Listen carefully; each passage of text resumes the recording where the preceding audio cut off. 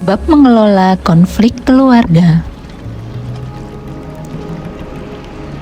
Hai manusia, sesungguhnya kami menciptakan kalian dari seorang laki-laki dan seorang perempuan dan menjadikan kalian berbangsa-bangsa dan bersuku-suku supaya kalian saling kenal mengenal.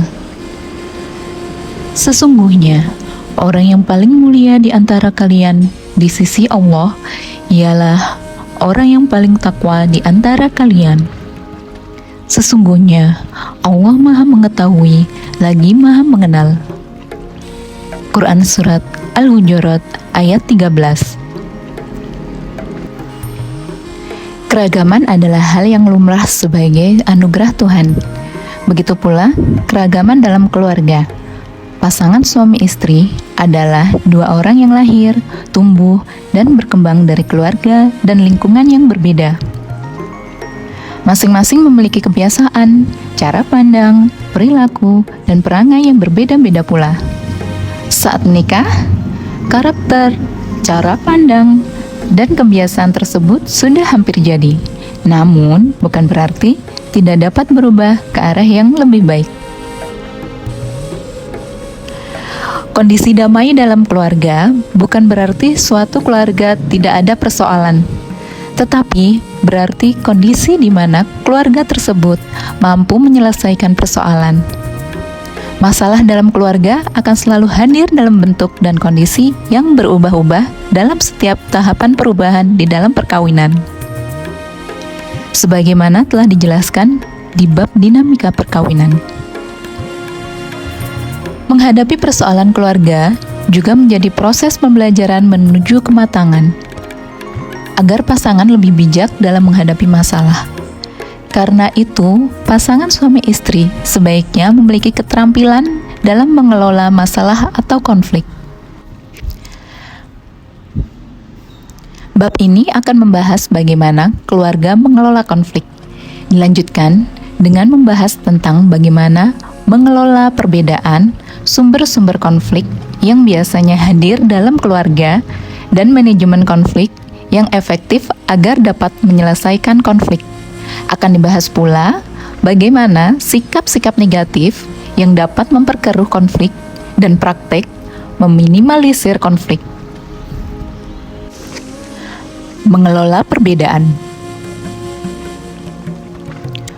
Perbedaan dalam keluarga adalah wajar. Perbedaan dapat disikapi dengan sikap saling mengenali satu sama lain secara lebih baik. Respon terhadap perbedaan dapat dibagi menjadi 3, yaitu perbedaan yang pertama membutuhkan pemahaman, yang kedua membutuhkan dialog untuk lebih mendalami dan mengerti, dan yang ketiga membutuhkan perubahan sikap. Perbedaan yang membutuhkan pemahaman misalnya adalah perbedaan hobi, makanan favorit, gaya berpakaian, tempat untuk hiburan, selera musik, film, dan lainnya. Perbedaan tersebut membutuhkan kesabaran semua pihak untuk memahami latar belakang pasangan dan seleranya sehingga bisa mengikuti obrolan maupun kebiasaan yang sebelumnya dilakukan. Perbedaan yang membutuhkan dialog misalnya adalah perbedaan budaya. Perbedaan ini perlu didialogkan agar pasangan mengerti makna yang diinginkan dari budaya yang dianut. Sedangkan perbedaan yang memerlukan perubahan sikap adalah perbedaan yang dirasakan tidak sesuai dengan norma sosial atau sikap perilaku yang dirasa mengganggu. Misalnya, seorang suami yang memiliki kebiasaan tidak memberi kabar kepada pasangan, tidak berbagi cerita kesulitan-kesulitannya, dan berbagi cerita kepada orang lain. Perbedaan lain yang muncul adalah perbedaan bahasa kasih. Setiap orang memiliki cara yang berbeda untuk menunjukkan rasa cintanya. Dan karena itu, dia mengharapkan hal yang sama dari pasangannya. Ada orang yang merasa dicintai bila banyak waktu berkualitas yang dihabiskan bersamanya. Ada juga yang merasa cinta ditandai dengan ungkapan kasih sayang secara verbal. Orang lainnya merasa dicintai dengan sentuhan fisik sederhana, bukan hubungan intim, seperti misalnya dipeluk, dicium, dan sebagainya. Bahasa kasih yang berbeda membutuhkan kesadaran pasangan suami istri untuk saling mengenali dan memenuhi sesuai kebutuhan masing-masing. Pola komunikasi yang terbuka dan asertif juga menjadi kata kunci mengelola perbedaan. Sebagaimana telah dibahas di bab sebelumnya, keterampilan berkomunikasi berpengaruh besar terhadap dinamika hubungan dalam perkawinan, apalagi dalam kondisi konflik. Pasangan suami istri perlu belajar membangun komunikasi yang matang. Sumber-sumber konflik. Pertengkaran pasangan sering berawal dari hal-hal sepele, misalnya karena perbedaan kebiasaan atau membanding-bandingkan dengan orang lain. Perbedaan antara harapan dan kenyataan di antara kedua belah pihak juga sering sekali menimbulkan konflik. Berikut adalah contoh-contoh situasi yang sering kali menjadi sumber konflik. Pasangan tidak merasa terpenuhi kebutuhannya. Salah satu prinsip dalam perkawinan adalah saling melengkapi dan melindungi. Dalam surat Al-Baqarah ayat 187 disebutkan bahwa mereka, istri adalah pakaian pelindung bagi kalian, dan kalian, suami, adalah pakaian pelindung bagi mereka, istri. Bukan hanya istri yang wajib memenuhi kebutuhan suami, suami pun wajib memenuhi kebutuhan istri. Dalam perkawinan, kebutuhan pasangan dapat dikelompokkan menjadi dua, yaitu kebutuhan fisik dan non-fisik. Keduanya sama-sama penting. Kebutuhan fisik misalnya adalah kebutuhan sandang, pangan, papan, kebutuhan ekonomi, serta kebutuhan biologis. Sedangkan kebutuhan non-fisik adalah kasih sayang, perhatian, kejujuran, keterbukaan, hingga kelekatan. Bila salah satu atau beberapa kebutuhan ini tidak terpenuhi, maka akan terjadi ketidakseimbangan dalam keluarga. Oleh karena itu, kedua belah pihak perlu memiliki kesepahaman untuk saling memenuhi kebutuhan pasangan. Hubungan yang tidak setara. Salah satu kondisi yang menyebabkan timbulnya konflik adalah hubungan yang tidak setara antara suami dan istri. Ada persepsi yang masih hidup di dalam masyarakat bahwa perempuan dalam banyak situasi tidaklah setara dengan laki-laki. Ketaatan perempuan terhadap suami adalah mutlak. Surga istri tergantung dari ridho suami.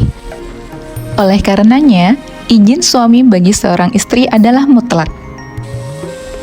Dalam situasi ini perlu dipahami bahwa di bumi ini perempuan juga makhluk Allah yang memiliki status khalifah fil ard, khalifah di muka bumi. Perempuan juga memiliki kewajiban beribadah dan memiliki kewajiban yang sama karena juga diciptakan dari jiwa yang sama, bin nafsi wahidah. Di hari akhir, Allah akan memperhitungkan ketakwaan hambanya, baik laki-laki maupun perempuan. Sedangkan dalam konteks laki-laki adalah pemimpin bagi perempuan dalam Quran Surat An-Nisa ayat 34. Kepemimpinan ini memiliki syarat lanjutan, yaitu memiliki keutamaan dan kemampuan memberikan nafkah. Oleh karenanya, menurut Nasaruddin Umar dalam argumen kesetaraan gender menjelaskan bahwa kata ar-rijal dalam konteks ini bermakna peran sosial laki-laki, bukan bermakna karena jenis kelamin biologisnya laki-laki maka otomatis menjadi pemimpin bagi perempuan. Begitu juga di dalam kehidupan keluarga, ibarat sepasang sepatu, keduanya akan berfungsi optimal dan harmoni jika keduanya ada. Keduanya sama pentingnya. Kadangkala sepatu sebelah kiri di depan, kadang di belakang, dan sebaliknya. Itulah peran di dalam keluarga yang saling melengkapi. Peran dan tugas di dalam keluarga dapat disepakati bersama dengan konsep saling membantu dan berbagi.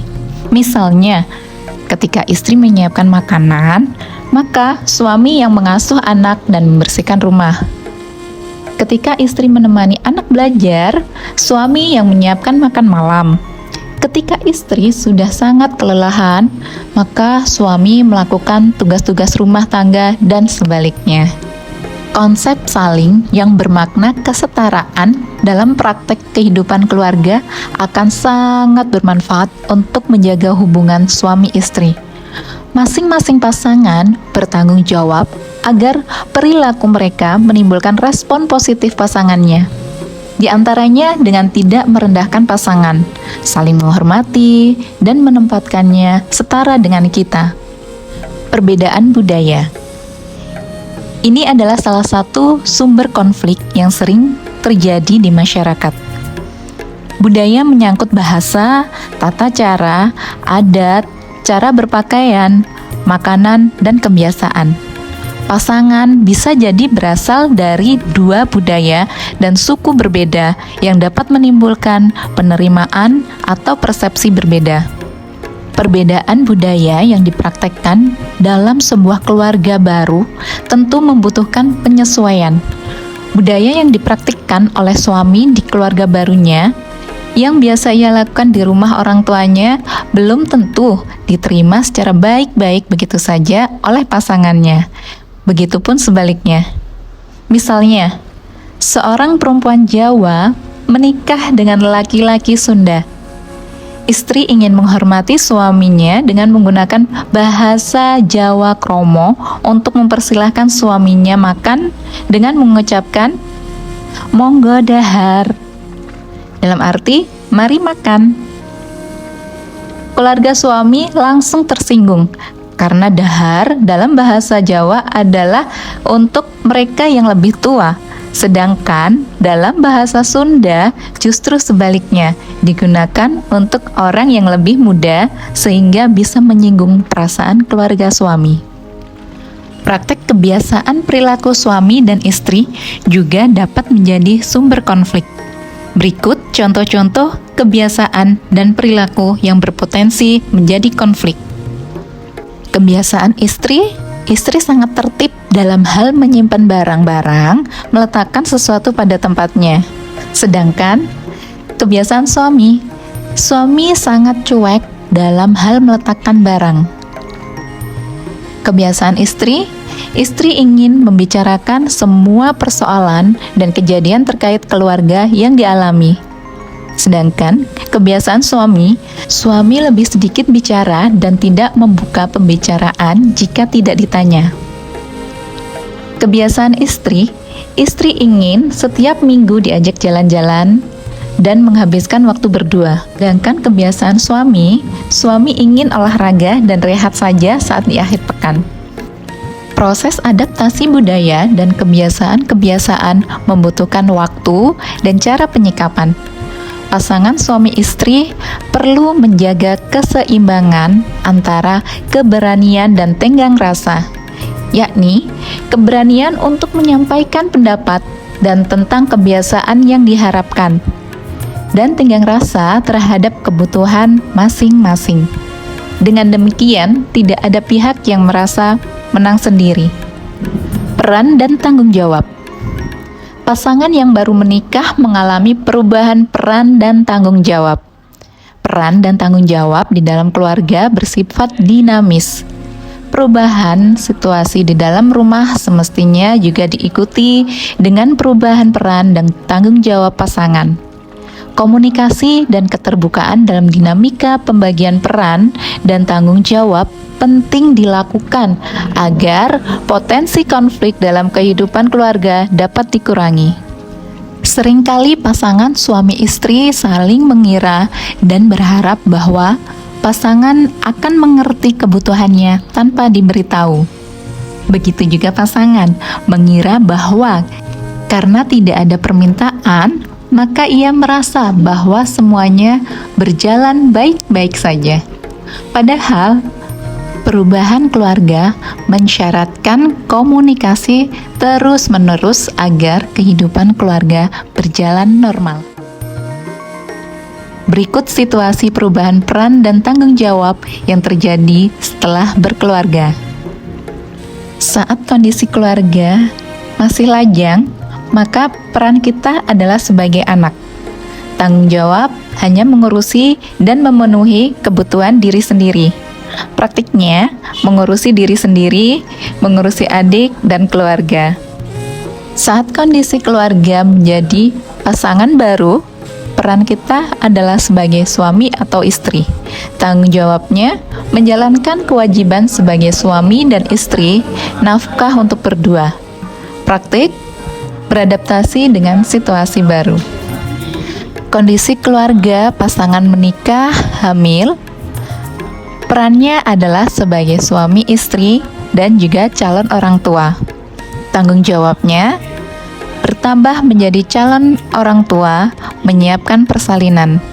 Praktiknya, secara nafkah mungkin sudah memenuhi, tetapi pemenuhan kebutuhan psikologis dan dukungan kepada istri yang hamil belum optimal. Pada kondisi keluarga sudah memiliki anak, perannya berubah menjadi suami istri dan juga ayah dan ibu. Maka tanggung jawabnya pun berubah, tidak hanya memenuhi kebutuhan suami dan istri, tetapi juga sebagai ayah dan ibu. Praktiknya, dulu istri dimandatkan urusan domestik. Dalam kondisi melahirkan, fisik istri masih lemah, maka suami perlu memahami situasi ini. Begitu juga ketika ada anak, berbagi peran dalam mengurusi urusan rumah tangga, menjaga anak, dan aktivitas bekerja dan bersosialisasi. Pada praktiknya, beban ganda bagi istri jauh lebih besar. Persepsi yang muncul di masyarakat adalah bahwa tugas perempuan itu mengurusi dapur, mencuci, menyetrika, mengurus rumah, dan mengasuh anak. Tugas tersebut pun tidak serta-merta hilang ketika istri juga bekerja. Padahal, ketika memiliki anak, urusan domestik jelas bertambah waktu dan ragam aktivitasnya. Belum lagi istri sebagai ibu yang memenuhi kewajiban memberikan air susu ibu, ASI. Dalam situasi ini, istri sangat membutuhkan dukungan suami dan secara psikologis butuh kenyamanan dan ketenangan. Urusan domestik bukanlah tanggung jawab istri semata, melainkan tanggung jawab kedua belah pihak.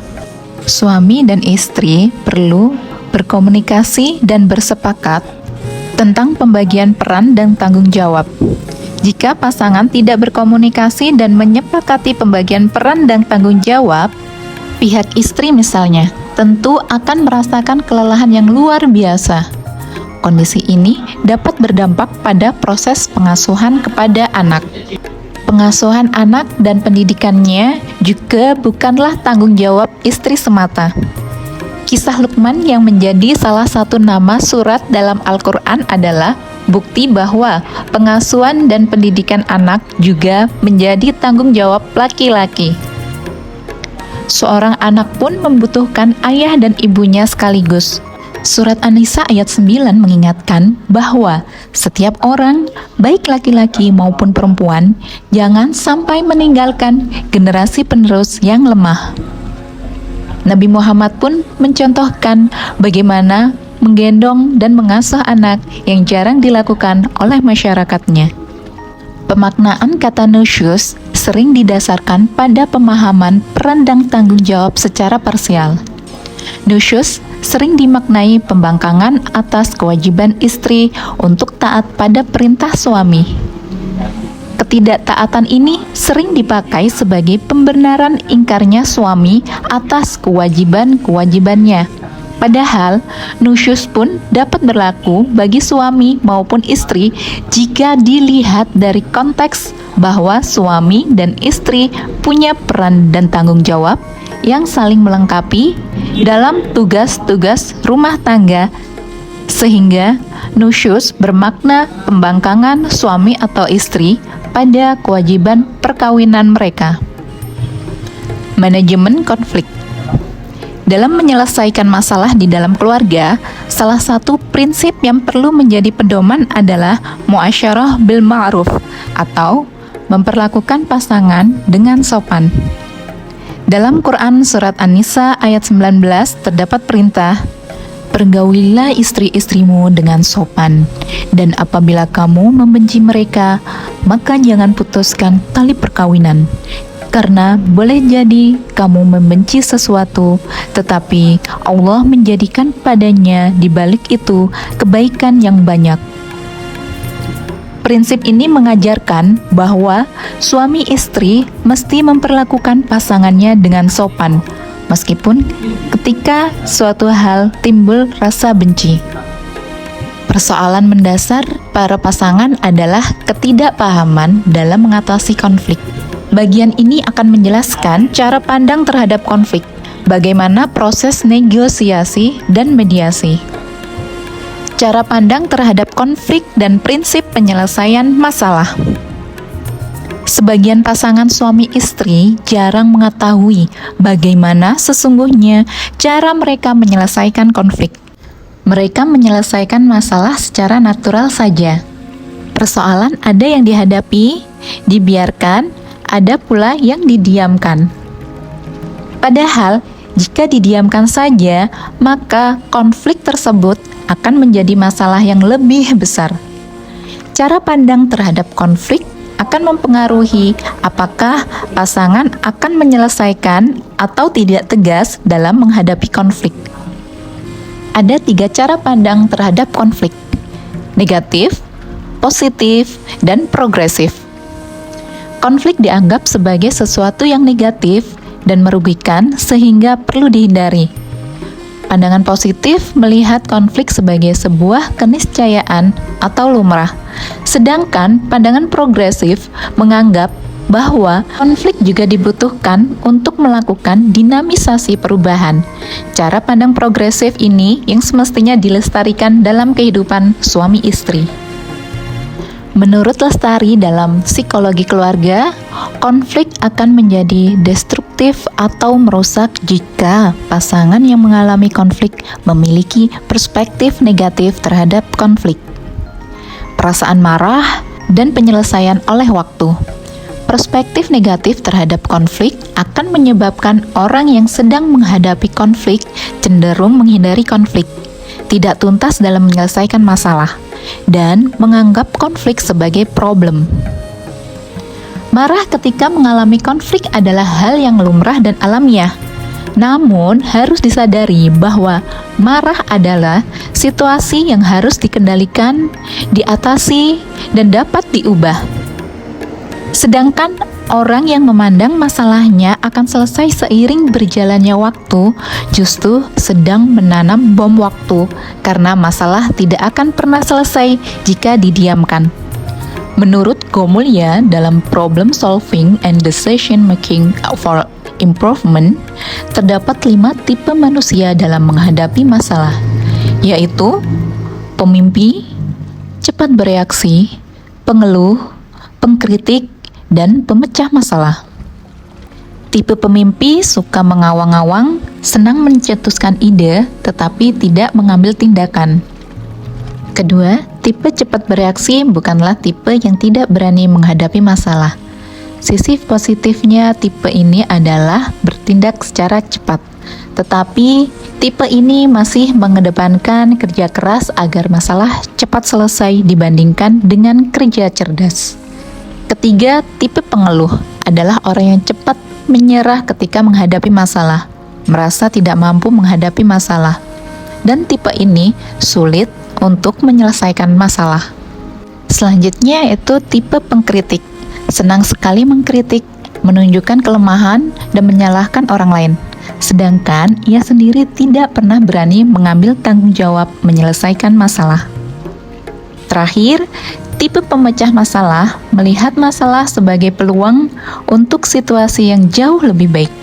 Tipe ini akan fokus, tenang, melakukan telaah atas masalah yang dihadapi, mengambil keputusan, menyusun rencana dengan baik, dan melakukan tindakan nyata untuk menyelesaikan masalah.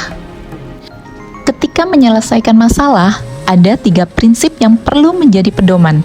Pertama, berpikir situasi yang sama-sama menang. Upaya mendapatkan solusi menang-menang biasanya dilakukan oleh orang yang sudah matang dan berintegritas tinggi dan toleran. Kedua, berusaha untuk memahami terlebih dahulu, baru dipahami. Sebagian besar dari kita hanya mendengar untuk mengevaluasi, untuk menanyakan hal yang terpikir di benak kita, untuk memberi nasihat atau bantahan. Padahal, seharusnya dalam berkomunikasi untuk menyelesaikan masalah, kita perlu menyimak, yakni mendengarkan orang lain dengan sebaik-baiknya untuk memahaminya. Dengan cara ini, orang yang berbicara akan tumbuh perasaan dihargai, dan kedua belah pihak akan lebih membuka diri. Pada akhirnya, pasangan akan memahami kita setelah kita juga tulus berusaha memahaminya. Ketiga, sinergi. Sinergi merupakan cara yang lebih baik untuk menyelesaikan masalah. Dalam upaya menyelesaikan masalah, kita tidak lagi bicara tentang caraku atau caramu, tetapi alternatif yang dipilih berdua. Kerjasama membuka pikiran akan menjadikan hasil menyelesaikan masalah menjadi lebih baik. Konflik terjadi manakala perbedaan dianggap mengganggu belaka. Namun, perbedaan ide, kebutuhan, tujuan, atau cara dapat berubah menjadi harmoni jika perbedaan tersebut diterima dengan baik. Persoalannya adalah bagaimana agar perbedaan yang tajam dapat diterima atau bagaimana mencapai kesepakatan. Tawar-menawar dan negosiasi. Tawar-menawar dan negosiasi adalah metode penyelesaian konflik. Ketika mengalami masalah, pasangan perlu berdialog, melakukan tawar-menawar, dan bernegosiasi dengan pasangan untuk memecahkan masalah. Tawar-menawar bermakna melakukan usaha tawar-menawar dua belah pihak guna mencapai kesepakatan. Tawar-menawar ini memiliki 2 pendekatan berbeda, yaitu pendekatan menang kalah dan pemecahan masalah secara bersama. Dalam perkawinan, penyelesaian masalah tidaklah berorientasi pada menang kalah, tetapi agar sama-sama merasa senang dengan jalan keluar yang dipilih. Kematangan seseorang dalam menyelesaikan masalah adalah ketika ia mampu menyampaikan dengan baik perasaan dan idenya, dengan penuh keyakinan dan keberanian pada satu pihak. Namun, tidak lupa mempertimbangkan perasaan pihak lain, sehingga akan terjadi kerjasama yang lebih baik setelah menyelesaikan masalah. Negosiasi adalah usaha penyelesaian masalah dari para pihak yang bersengketa untuk mencapai kesepakatan dengan cara berdialog.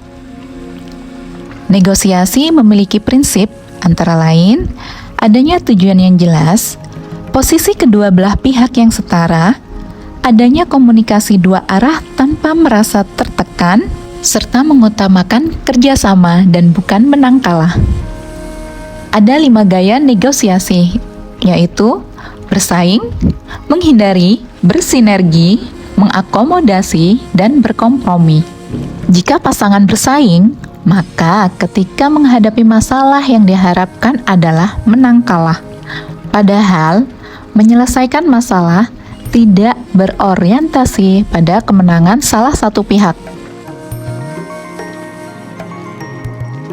Jika telah terjadi kesepakatan, maka para pihak akan dengan mudah melaksanakan putusan yang dibuat bersama karena ada rasa saling memiliki. Jika belum terjadi kesepakatan, para pihak dapat berkonsultasi kepada keluarga. Tentunya, keluarga dari kedua belah pihak yang diharapkan menjadi bagian dari upaya menyelesaikan masalah, bukan justru bagian dari masalah. Jika hal ini masih dirasa belum optimal, pasangan dapat mencari orang yang dapat dipercaya bisa membantu mencari alternatif pemecahan masalah. Pasangan juga dapat mengunjungi lembaga konsultasi psikologi atau lembaga konsultasi keluarga, misalkan BP4, Badan Penasehat Pembinaan dan Pelestarian Perkawinan, yang biasanya berada satu area dengan KUA. Pihak ketiga ini harus dapat dipercaya, menjaga amanah, dan memiliki kemampuan untuk menyelesaikan masalah. Dalam situasi ini, para pihak hendaknya dapat menahan diri, tidak melakukan aksi-aksi yang malah menambah keruhnya masalah, tidak mengumbar di medsos tentang masalahnya, atau menceritakan kepada semua pihak tentang masalahnya. Mediasi, pendekatan fikih dan negara. Persoalan sengketa kadang dapat diselesaikan oleh kedua belah pihak, namun kadang membutuhkan bantuan orang lain. Islam mengenal konsep mediasi untuk menyelesaikan masalah. Dalam Quran surat An-Nisa ayat 35 yang artinya, "Dan jika kalian khawatir adanya persengketaan di antara keduanya, maka kirimkanlah seorang hakam dari keluarga laki-laki dan seorang hakam dari keluarga perempuan. Jika kedua orang hakam itu bermaksud mengadakan perdamaian, niscaya Allah memberi taufik kepada suami istri. Sesungguhnya Allah Maha Mengetahui lagi Maha Mengenal." Konsep mediasi dapat dilakukan secara informal oleh pasangan dan keluarga besarnya dengan mengutus para hakam. Hakam merupakan orang bijak yang diyakini dapat membantu menyelesaikan masalah. Sebagaimana proses negosiasi, mediasi dipandu oleh mediator dan prosesnya hampir sama dengan negosiasi untuk mencapai kesepakatan. Mediasi nonformal dapat dilakukan oleh keluarga atau orang yang dipercaya keluarga. Mediasi diharapkan menjadi salah satu alternatif untuk merefleksikan persoalan yang ada, mengevaluasi perjalanan perkawinan, mengidentifikasi persoalan, mencari sebanyak-banyaknya alternatif solusi, dan mengambil keputusan. Para pihak hendaknya dapat menahan diri agar tidak menyinggung pihak lain, tidak lagi kembali pada masalah yang telah lampau, fokus pada alternatif solusi, dan mengutamakan mencapai kesepakatan. Pada konteks mediasi formal, jika perkara dibawa ke pengadilan, maka setiap perkara perdata akan melalui proses mediasi di pengadilan sebagai agenda sidang pertama. Hal ini sesuai dengan Perma nomor 1 tahun 2016 tentang prosedur mediasi di pengadilan yang menggantikan Perma nomor 1 tahun 2008. Mediator dapat berasal dari hakim maupun mediator di luar pengadilan yang bersertifikat. Mediasi ini prinsipnya sama dengan mediasi lainnya untuk mencari titik temu terhadap sengketa yang dihadapi oleh kedua belah pihak. Sikap negatif. Sikap negatif suami atau istri dapat berkontribusi pada semakin keruhnya persoalan. Menikah adalah berbagi, mempertimbangkan keberadaan pasangan, dan memahami dampak dari perbuatan, perkataan, dan sikap kita. Tempo seliro atau mempertimbangkan perasaan pasangan sangat penting sehingga pasangan dapat bertindak, berperilaku, dan berbicara dengan nyaman dan bijaksana. Egoisme. Egoisme adalah kondisi seseorang yang menganggap diri sendiri lebih penting dari orang lain, tidak memikirkan orang lain dan kesejahteraan orang lain. Sikap egois dalam kehidupan keluarga akan sangat mengganggu relasi suami istri karena di dalam perkawinan baik suami maupun istri memiliki kedudukan setara. Menikah sesungguhnya tidak lagi bicara kepentingan saya, tetapi berubah menjadi kepentingan kita. Egoisme dalam kehidupan sehari-hari dapat berdampak pada, misalnya, sulit menerima masukan orang lain karena merasa pendapat pribadi jauh lebih baik. Selain itu, sikap egois juga akan menghasilkan sikap acuh tak acuh, dan secara tidak sadar akan menyakiti orang lain. Misalnya, ketika sudah menikah, suami masih hanya memikirkan hobinya terus-menerus tanpa melihat hobi istrinya. Untuk menghindari sikap egois, maka seseorang perlu menumbuhkan rasa peduli kepada sesama dan menghilangkan prasangka buruk kepada orang lain.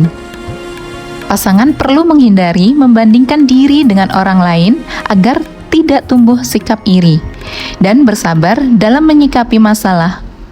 Selain itu, perlu belajar menerima masukan dari orang lain dan meminta maaf ketika melakukan kesalahan. Sikap yang menyalahkan. Sikap menyalahkan orang lain adalah sikap yang memandang masalah hanya dari sudut pandangnya sendiri. Sikap seperti ini juga terjadi karena merasa pendapatnya paling benar dan cara berpikir yang kurang tepat. Orang dengan sikap ini lupa untuk belajar berempati jika dalam posisi yang disalahkan. Sikap menyalahkan akan menimbulkan perasaan tidak nyaman, tersinggung, dan merasa harga dirinya jatuh bagi pasangan. Sebaiknya setiap orang perlu berpikir terlebih dahulu sebelum berbicara kepada orang lain dan mempertimbangkan dampaknya. Selain itu, perlu mempertimbangkan bahwa komunikasi yang dilakukan tidak menjatuhkan tetapi memberi solusi. Mengakui salah dan memberi solusi akan sedikit meredakan hubungan. Superioritas. Sikap superior adalah sikap merasa lebih segalanya dari orang lain. Kadangkala, sikap superior adalah usaha menutupi kekurangan diri sendiri dengan memposisikan semuanya sempurna. Di dalam diri orang yang merasa superior, sebenarnya terdapat kondisi inferior, kekurangan. Secara naluriah, jika seseorang memiliki kekurangan, maka ia akan menutup kekurangan tersebut agar tidak terlihat. Ia sedang menolak kenyataan tentang dirinya. Orang ini tidak melakukan upaya perbaikan, tetapi justru terus mengubur kenyataan tersebut. Dalam perkawinan, pasangan perlu terbuka tentang apa kekurangan dan kelebihannya, sehingga pasangan dapat terus mengusahakan perubahan ke arah lebih baik. Jangan sampai justru kita mengabaikan pasangan, pergi meninggalkannya, dan tidak ingin menyelesaikan masalah.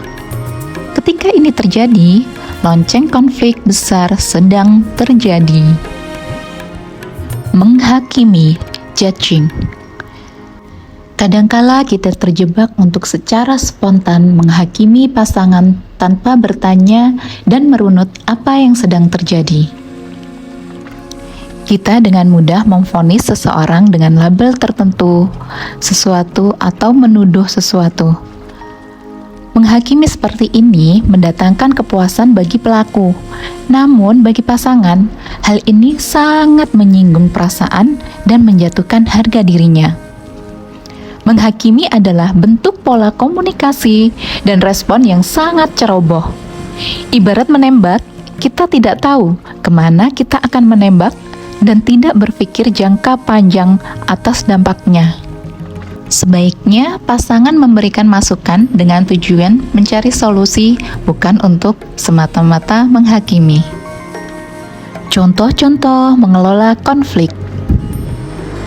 Bagian ini akan membahas contoh-contoh mengelola konflik yang sering terjadi, yaitu pengkhianatan atau perselingkuhan, kekerasan dalam rumah tangga, dampak wali nasab menjadi wali hakim, mandul, dan suami menyembunyikan harta atau penghasilan. Pengkhianatan, selingkuh. Perkawinan adalah membangun kepercayaan dan ikatan kesetiaan. Ketika ada salah satu pihak tidak setia, maka pasangan sedang menggerogoti makna perkawinan itu sendiri. Ketika telah menikah, sebaiknya tidak lagi membuka peluang-peluang untuk berpindah ke lain hati, baik melalui pertemuan yang sering, chatting via sosial media, maupun menjadi teman curahan hati curhat. Kondisi ini akan memperbesar potensi retaknya ikatan perkawinan. Kekerasan dalam rumah tangga, KDRT. Salah satu prinsip perkawinan adalah muasyarah bil ma'ruf, Sedangkan KDRT adalah bentuk pengabaian dari prinsip tersebut. Alangkah rentannya perkawinan jika salah satu pihak melakukan tindakan KDRT. KDRT tidak dibenarkan oleh ajaran agama dan dapat diproses secara hukum, dan pelaku seharusnya mendapatkan rehabilitasi. Dampak wali nasab berubah menjadi wali hakim. Wali nikah yang sah menurut kompilasi hukum Islam pasal 20 adalah wali nasab dan wali hakim. Sementara menurut pasal 23 ayat 2, wali hakim baru dapat bertindak sebagai wali nikah apabila wali nasab tidak ada atau tidak mungkin menghadirkannya, atau tidak diketahui tempat tinggalnya, atau gaib, atau aldol, atau enggan.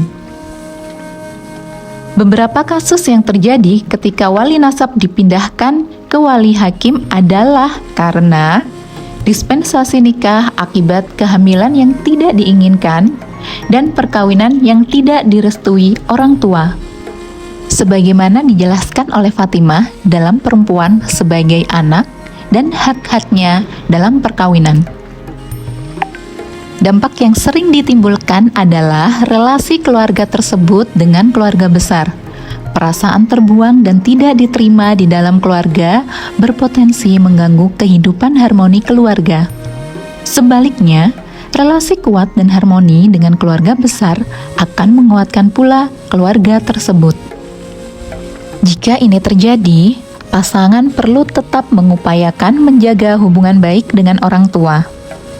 Pasangan perlu mengutus orang yang dipercaya untuk menjelaskan kondisi pasangan serta rencana ke depan, sehingga pasangan lebih mengarah pada menyelesaikan masalah pada masa yang akan datang dan jangka panjang. Mandul.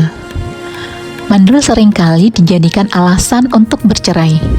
Dalam beberapa putusan pengadilan, mandul dikategorikan sebagai cacat badan yang dapat dijadikan alasan untuk bercerai dengan mengacu pada kompilasi hukum Islam pasal 116. Mandul sendiri di dalam masyarakat lebih sering diidentikan terhadap perempuan dibandingkan kepada laki-laki.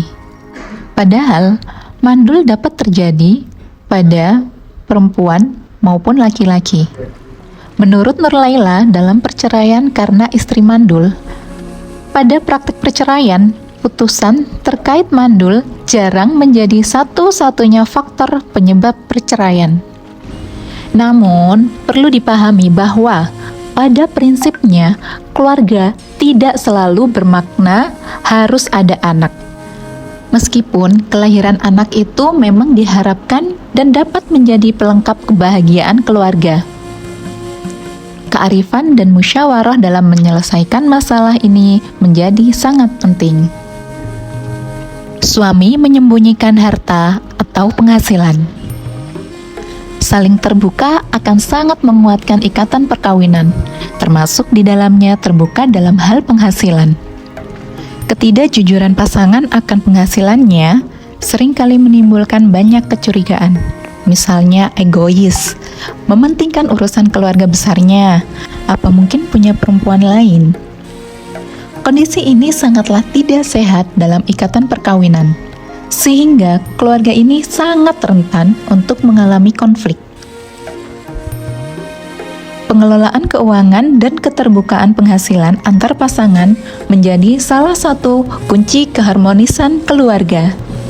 Jika ini terjadi, pasangan dapat melihat konteks penghasilan dari para pihak, kemudian berbicara harapan dari para pihak untuk melihat upaya penyelesaian masalah, dan membincangkan nilai terkait penghasilan. Para pihak secara terbuka berdialog soal manajemen keuangan yang diharapkan, baru kemudian membahas alternatif solusi dan memutuskan solusi yang diharapkan. Anak tiri atau bawaan, dan hubungan orang tua. Ada kalanya perkawinan yang tidak mempertimbangkan seluruh aspek mendapatkan kendala. Misalnya soal anak bawaan. Anak bawaan perlu dibincangkan lebih dalam sebelum menikah. mulai dari relasi anak bawaan dengan calon saudara, dengan orang tua barunya, dan dengan keluarga besar. Selain itu, perlu didiskusikan pula bagaimana relasi anak dengan orang tua yang tidak tinggal serumah. Karakter dasar anak ini juga perlu didialogkan agar ada kesepahaman.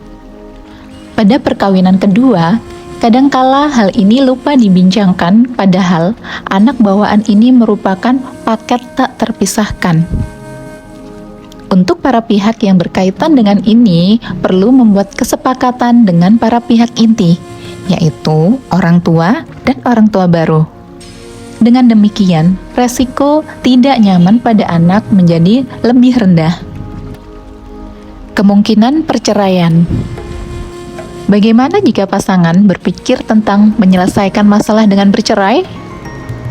Sebaiknya para pihak melakukan evaluasi perjalanan perkawinan yang telah berlangsung, kemudian melakukan identifikasi masalah, keinginan para pihak, konteksnya, dan alternatif solusi. Nilai dan sikap perlu dibuat termasuk dampak dari pilihan yang diambil.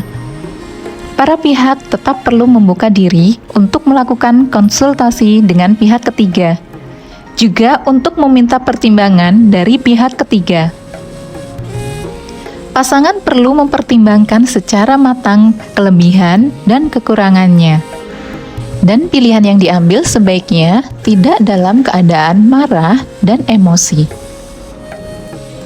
Penutup. Mengelola konflik dalam perkawinan perlu menjadi tradisi agar konflik berubah menjadi keadaan yang kondusif. Setiap pasangan perlu mencegah terjadinya masalah yang lebih besar, di antaranya dengan senantiasa menjunjung tinggi prinsip kesetaraan pasangan dalam perkawinan dan memperlakukan pasangan dengan sebaik-baiknya. Begitu pula dalam menyelesaikan masalah, komunikasi, keterbukaan, dan sikap positif perlu dikedepankan, menjadikan keluarga sebagai tempat belajar untuk situasi yang lebih baik dan harus terus-menerus dilakukan untuk menyikapi dinamika di dalam keluarga agar terbentuk keluarga sakinah, mawaddah, warahmah.